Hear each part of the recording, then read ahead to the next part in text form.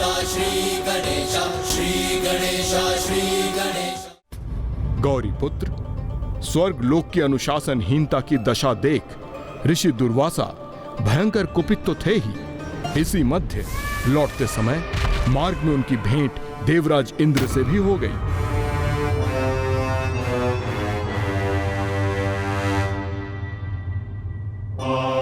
प्रणाम ऋषिवर।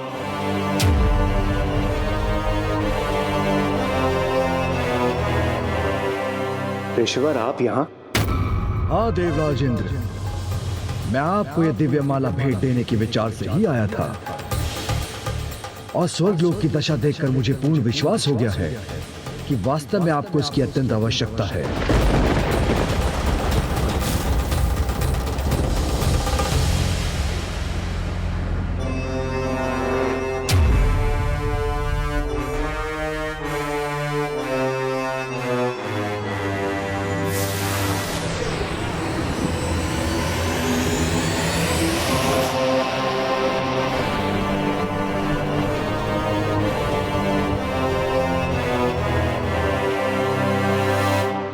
क्षमा कीजिए ऋषिवर, देवराज इंद्र हूं मैं।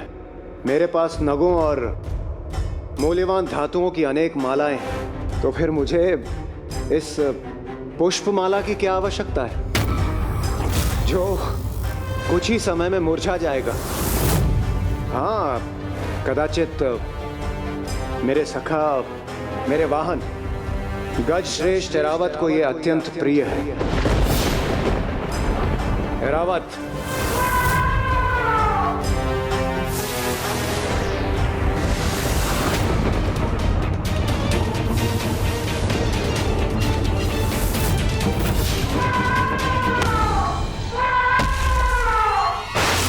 मुझे अत्यंत खेद है ऋषिवर, किंतु प्रतीत होता है मेरे गजवों के एरावत को भी आपकी भेंट की कोई आवश्यकता नहीं। इसे तो ये माला तनिक भी नहीं भा रही।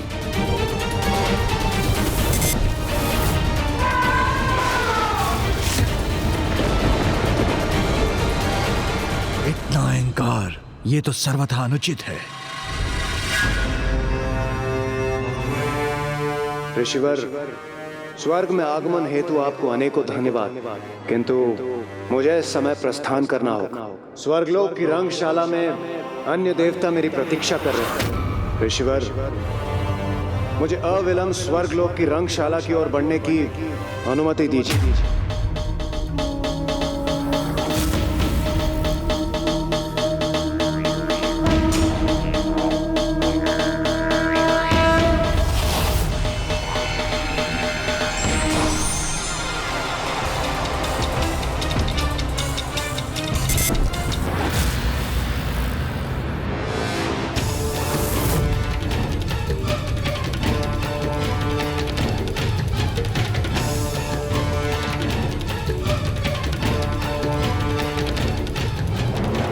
अनुशासन और अपने कर्तव्य को भूलकर नृत्य क्रीड़ा में ही मग्न है।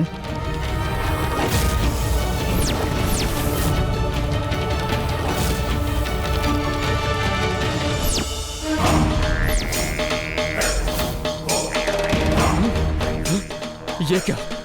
हमारे इतने प्रयासों के उपरांत भी हम हवन कुंड में अग्नि प्रज्वलित क्यों नहीं कर पा रहे हैं? ऋषि मुनि तपस्या कर अग्निदेव का आह्वान कर रहे हैं, और अग्निदेव उनके आह्वान को अनसुना कर रहे हैं, तो फिर सृष्टि में यज्ञ आदि कैसे संपन्न होंगे?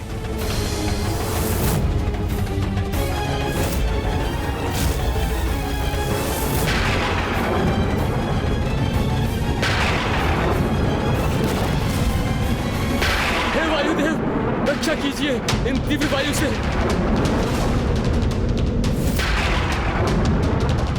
वायुदेव भी अपने समस्त दायित्व भूलकर यहीं स्थित है।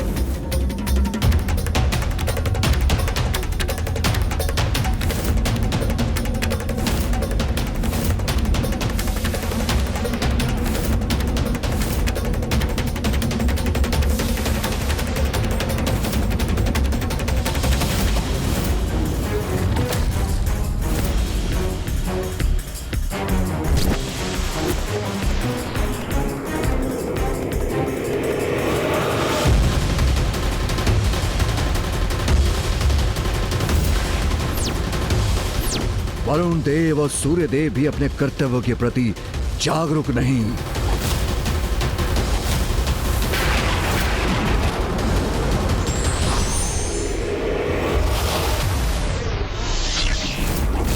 ऋषिवर, किस विचार में डूबे हैं आप?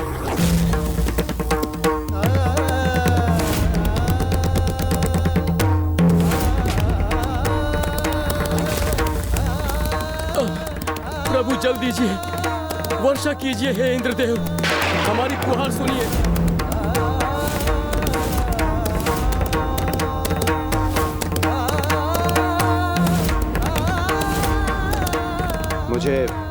मुझे आज्ञा दे ऋषिवर। स्वर्गलोक की रंगशाला में अन्य देवता मेरे आगमन की प्रतीक्षा कर रहे हैं। मुझे आज्ञा दें। ऐरावत,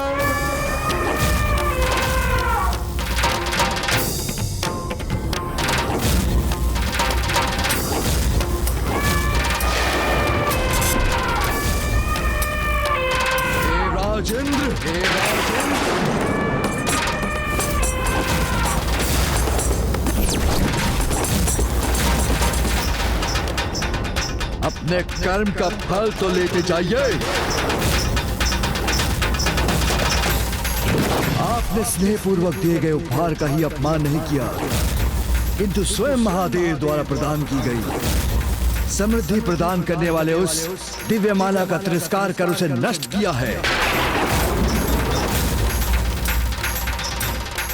और ये कुछ नहीं इंद्रदेव, आपके अहंकार के चरम का ही परिणाम है, जो आपके व्यवहार के अनुशासन की अवमानना करने के कारण प्रकट हुआ है। आप सभी देवताओं के व्यवहार का तो क्या, कर्म, धर्म और समय के अनुशासन का उल्लंघन किया है, और आप अभी भी कर रहे हैं।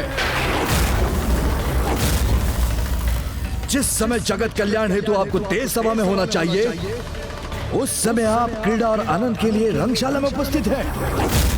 जब जगत के प्रत्येक भाग से पीड़ित मनुष्य देवताओं से सहायता की गुहार लगा रहे हैं, तो यहाँ स्वर्गलोक में आप देवताओं के कानों में मात्र और मात्र अप्सराओं के पायलों की झंकार गूंज रही है।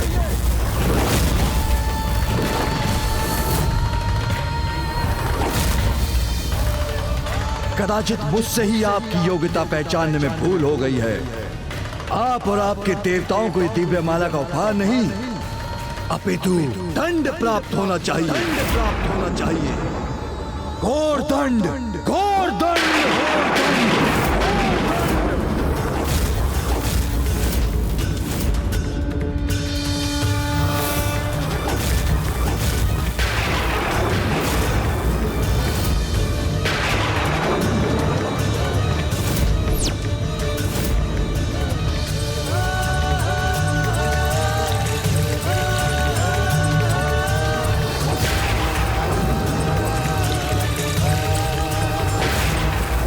सभी देवताओं को शाप देता हूं कि आप और आपके समस्त देवता और ये स्वर्गलोक इसी समय श्रीहीन हो जाएंगे।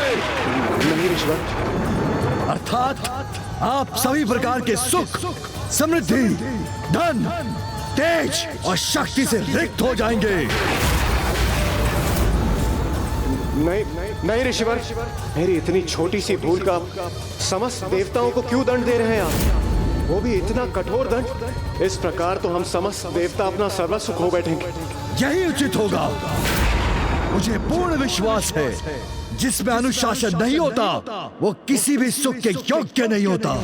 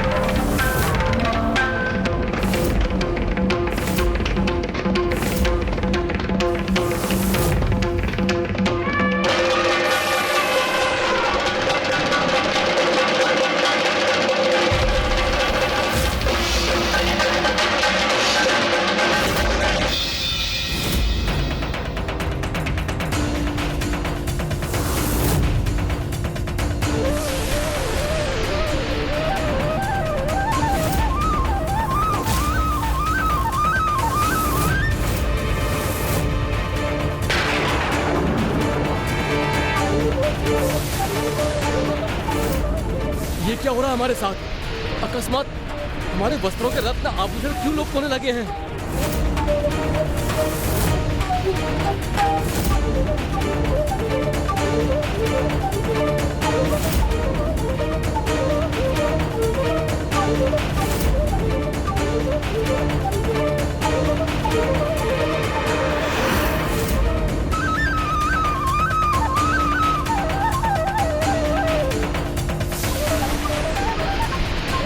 देवी लक्ष्मी,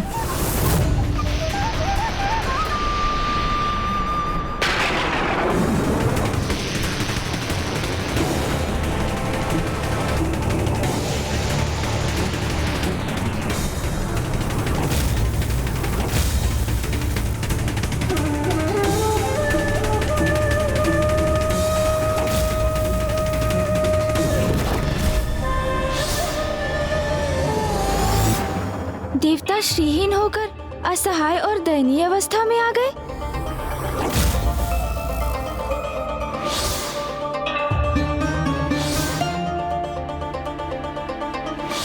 वैकुंठ और स्वर्गलोक दोनों ही निस्तेज हो गए। गौरी पुत्र, प्रभु ऋषि दुर्वासा के शाप के परिणाम स्वरूप देवताओं के प्रिय आराध्य हरि नारायण भी श्रीहीन हो गए, क्योंकि श्री अर्थात देवी लक्ष्मी को उनके निकट से भी लुप्त होने पर विवश होना पड़ा। इसलिए न वैकुंठ में अब कोई आभा शेष थी और ना ही स्वर्गलोक में।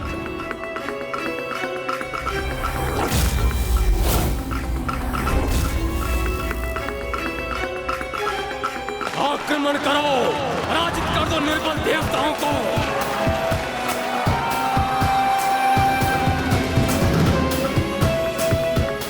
ये कैसी दुर्दशा हो गई हमारी। श्री विहीन होकर हम अपनी शक्ति भी खो चुके हैं। और इन असुरों को स्वर्ग में प्रवेश करते देखने के लिए हम विवश हैं। श्रीहीन देवताओं, स्वर्ग पर अब तुम्हारा नहीं, हमारा अधिकार है।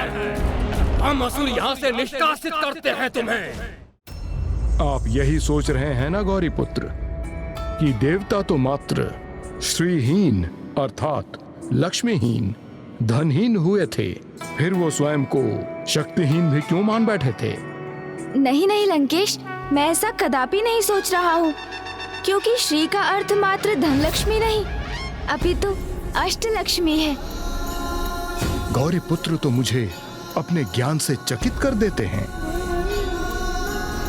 जो श्रीहीन होता है उनसे अष्टलक्ष्मी माता विलग हो जाती हैं।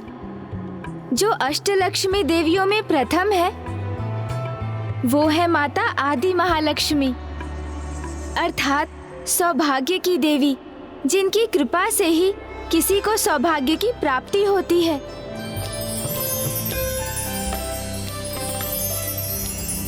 सुनत वंदित सुंदरी माधवी चंद्र सहोदरी है ममाए, मुनि गण वंदित मोक्ष प्रदायनी मंजुल भाषिणी वेदनुते, पंकज वासिनी देव सुपूजित सद्गुण वर्षिणी शांतियुते। जय जय है मधुसूदन कामिनी आदि लक्ष्मी परिपालय मां। अष्टलक्ष्मी माताओं में द्वितीय है माता धान्य लक्ष्मी, भोजन और कृषि से उत्पन्न समृद्धि की देवी है। जिन पर भी धान्य लक्ष्मी माता की कृपा होती है उनके जीवन में अनाज अर्थात भोजन की कभी कोई कमी नहीं होती। मंत्र नुते मंगलदायनी अंबुजवासिनी देवगणाश्रित पादयुते। जय जय हे मधुसूदन कामिनी धान्य लक्ष्मी परिपालय मां। तृतीय है माता धैर्य लक्ष्मी, जो माता वीर लक्ष्मी के नाम से भी विख्यात है। ये साहस और पराक्रम की देवी है, जो युद्ध में शक्ति और साहस प्रदान करती है, जिनकी कृपा से हम अपने जीवन में किसी भी प्रतिकूल परिस्थिति का सामना करने में सक्षम होते हैं। पाप विमोचिनी साधु जनाश्रित पादयुते। जय जय हे मधुसूदन कामिनी धैर्य लक्ष्मी परिपालय मां। चतुर्थ है माता गजलक्ष्मी, जो पशुधन से उत्पन्न होने वाले प्रभुत्व की नियंत्रक हैं। उनके आशीर्वाद से मवेशियों अर्थात पशुधन से उत्पन्न संपदा एवं ऐश्वर्य में वृद्धि होती है।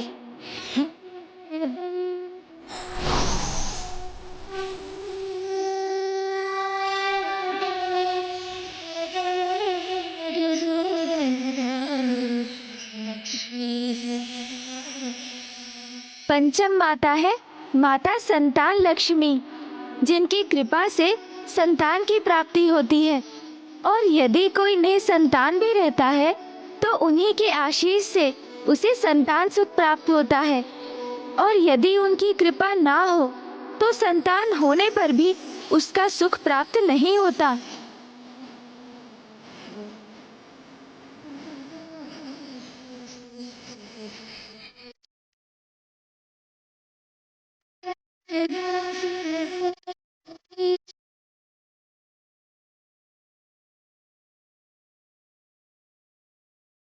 षष्ठम माता है माता विजय लक्ष्मी, जिनकी कृपा से मात्र युद्ध में ही नहीं अपितु जीवन की बाधाओं पर भी विजय पाने में सफलता प्राप्त होती है।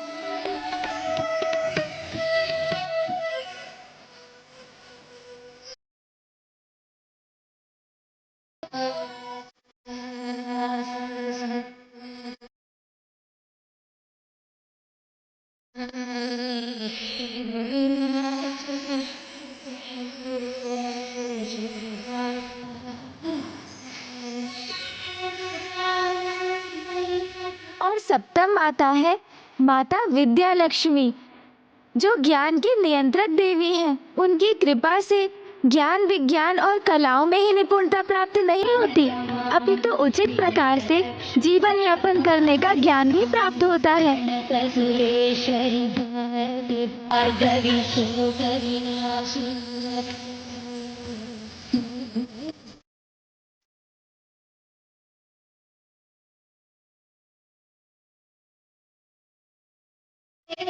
सूरनकामिनी विद्यालक्ष्मी सदा पालय मां, विद्यालक्ष्मी सदा पालय मां। और अष्टलक्ष्मी माताओं में अष्टम है माता धन लक्ष्मी, जिनकी कृपा से ही धन और समृद्धि प्राप्त होती है।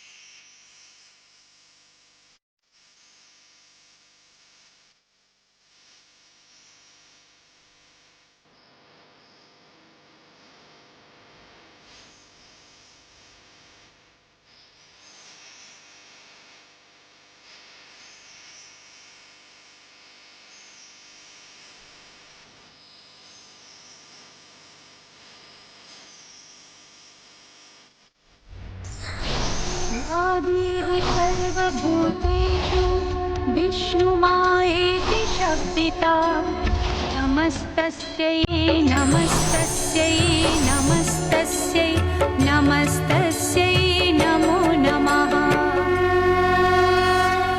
ओम अष्टलक्ष्मे नमः, ओम अष्टलक्ष्मे नमः।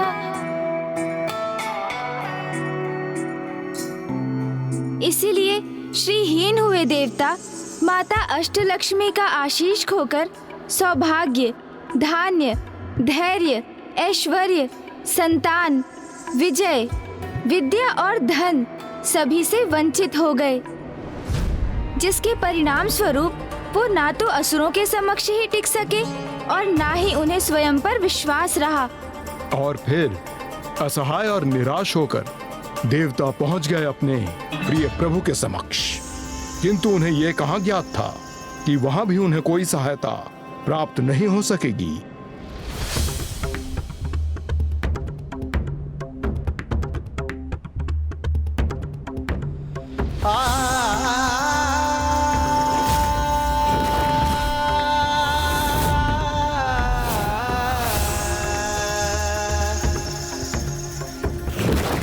ये क्या, माता लक्ष्मी नहीं है यहाँ? माता लक्ष्मी से रिक्त वैकुंठ भी आभाविहीन हो गया।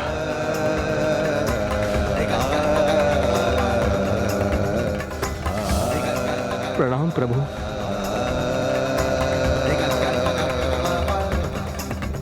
हाँ देवगण, मुझे ज्ञात है कि आप सभी श्रीहीन हुए हैं और उसी कारणवश देवी लक्ष्मी मुझसे विलग हुई। वैकुंठ अपना तेज, अपनी दिव्यता खोने पर विवश हो गया। यदि आप सभी मेरे समक्ष यहाँ मुझसे सहायता की आशा लेकर आए हैं तो मैं आपको स्पष्ट कर दूं कि मैं आपकी सहायता करने में असमर्थ हूं।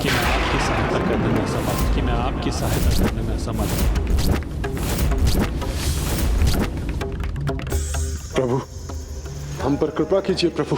हम पर कृपा कीजिए प्रभु। हम पर कृपा कीजिए। हम पर कृपा कीजिए प्रभु।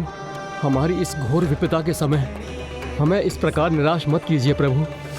हमारी रक्षा कीजिए प्रभु। हमारी सहायता कीजिए, सहायता कीजिए हमारी।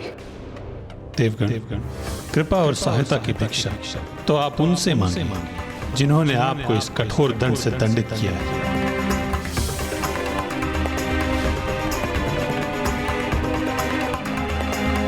प्रभु, वो प्रयत्न हम कर चुके हैं। आप ऋषि दुर्वासा के स्वभाव से परिचित ही हैं। हाँ प्रभु, ऋषि दुर्वासा अपने क्रोध के अतिरेक में किसी की भी विनती को अनसुना कर देते। हमारी ये दुर्दशा उसी का प्रमाण है प्रभु।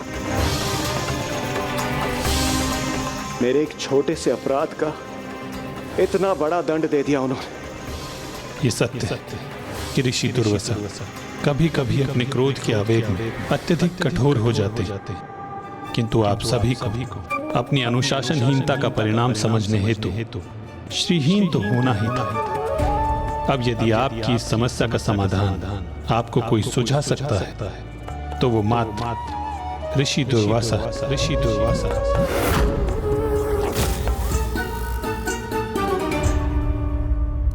लंकेश, तो क्या देवता पुनः ऋषि दुर्वासा के समक्ष जाने का साहस जुटा सके? और क्या ऋषिवर ने ही उन्हें इस विकट स्थिति से पार पाने का कोई मार्ग सुझाया? हाँ गौरी पुत्र, ऋषि दुर्वासा ने उन्हें वो उपाय तो बता दिया, किंतु उस उपाय को सुनकर देवता तो अचंभित ही रह गए।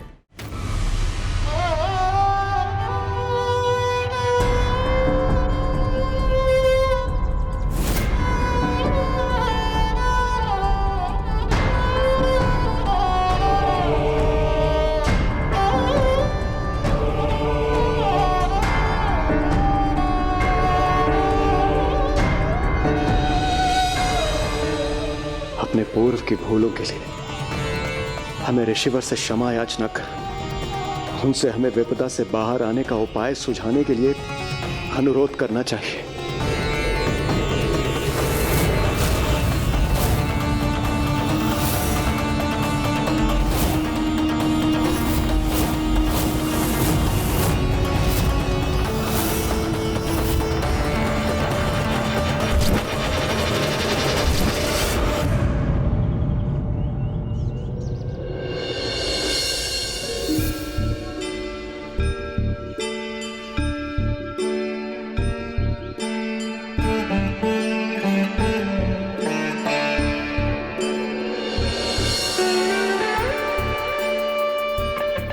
मुझे क्षमा कर दीजिए ऋषिवर, मैंने अपने कर्तव्य के अनुशासन को भंग किया।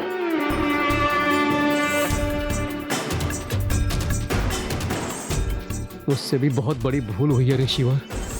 मैं अपने कर्म के अनुशासन से भटक गया था। कृपा कर मुझे क्षमा कीजिए। हम सभी अनुशासन के पथ से पृथक हो गए थे ऋषिवर। मुझे क्षमा कर दीजिए ऋषिवर।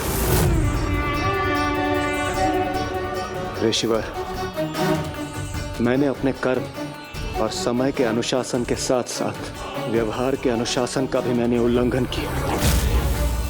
मुझे क्षमा कर दीजिए ऋषिवर, क्षमा कर दीजिए मुझे। हमारी समस्त भूलों के लिए हमारी अनुशासनहीनता के लिए। हमें क्षमा करने की कृपा कीजिए ऋषिवर, कृपा कीजिए।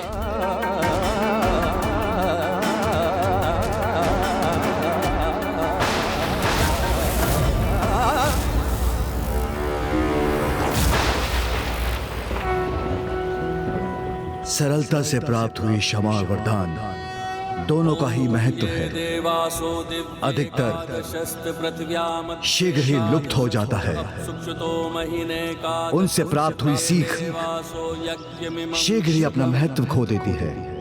इसलिए जिन्हें सहजता से सीख प्राप्त होती है, उनके सुपथ के मार्ग से पुनः भटकने की अधिक संभावना रहती है।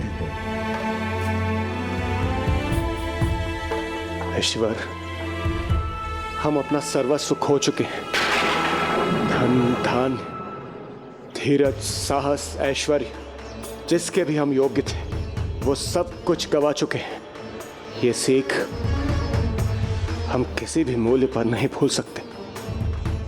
हमें ये ज्ञात हो चुका है, श्री कृपा हेतु अनुशासन का पालन सर्वाधिक महत्वपूर्ण है।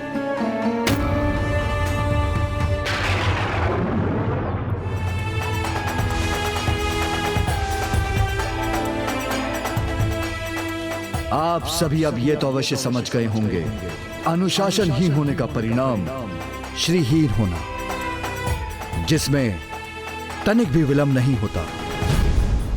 किंतु अभी भी अनुशासन का पाठ सीखने हेतु आप सभी को अभी और श्रम करना होगा।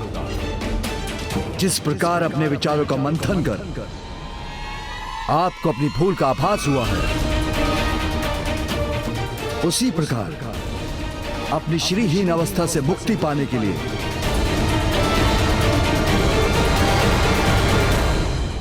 आपको सागर मंथन करना होगा। सागर मंथन करना होगा। सागर मंथन करना होगा।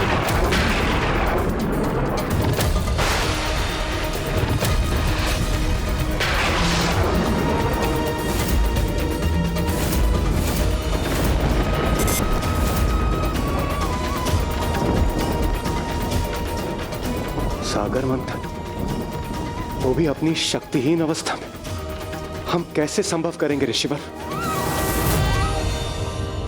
तो इस प्रकार देवताओं की अनुशासनहीनता उनके श्रीहीन होने का कारण बनी, जिसके परिणाम स्वरूप सागर मंथन की स्थिति उत्पन्न हुई।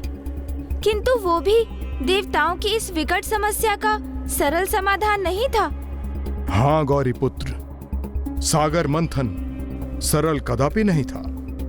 श्रीहीन हुए देवताओं में अकेले ही उसे संपन्न करने का सामर्थ्य नहीं था, तो फिर उनके परम हितैषी श्री हरि नारायण ने सुझाव दिया कि इस कार्य में उन्हें असुरों की सहायता प्राप्त करनी चाहिए। किंतु असुर अपने चीर विरोधी देवताओं की सहायता भला क्यों करने वाले थे? ये प्रश्न तो देवताओं के भी मन में उठे थे गौरी पुत्र, किंतु ये भी स्पष्ट था कि इस कार्य में उनका असुरों से सहायता लेना अनिवार्य था। इसीलिए देवताओं ने श्री हरि नारायण की चतुराई से प्रेरित होकर सागर मंथन से जो भी निधियां प्राप्त होने वाली थी, उन्हें असुरों के साथ बांटने का वचन देकर असुरों के साथ संधि कर ली। तो क्या असुरों ने देवताओं का ये प्रस्ताव स्वीकार कर लिया लंकेश? असुरों ने उस प्रस्ताव को स्वीकार तो कर लिया गौरी पुत्र, किंतु उन्होंने तो अपनी ही एक योजना का निर्माण भी कर लिया था। सागर मंथन से अमृत भी उत्सर्जित होगा, ये बात देवताओं द्वारा छिपाए जाने पर भी असुर स्वयं उसे ज्ञात कर चुके थे और ये निर्णय भी ले चुके थे कि देवताओं द्वारा अमृत प्राप्त करने के पूर्व ही उस अमृत को अपने अधिकार में ले लेंगे। और इसी विचार से असुर भी देवताओं के साथ सागर मंथन में जुट गए। फिर क्या हुआ लंकेश? तब क्षीर सागर के मंथन हेतु मंदार पर्वत को मथनी एवं नागराज वासुकी को मथनी की डोरी बनने हेतु उनसे अनुरोध किया गया।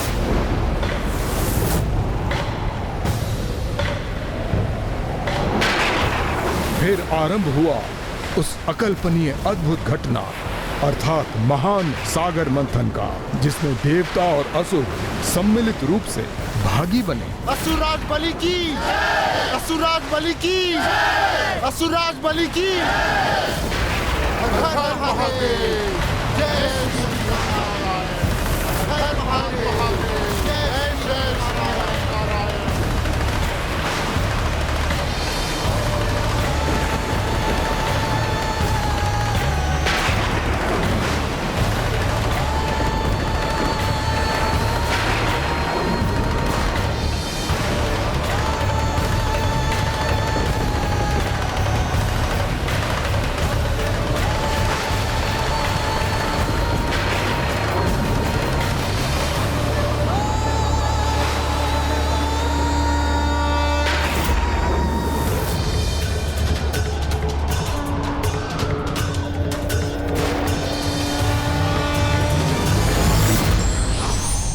सरलता से प्राप्त की गई विद्या, दया और दान का कोई महत्व नहीं होता, इसलिए सुपात्रों को ही इनका अधिकारी बनाना चाहिए।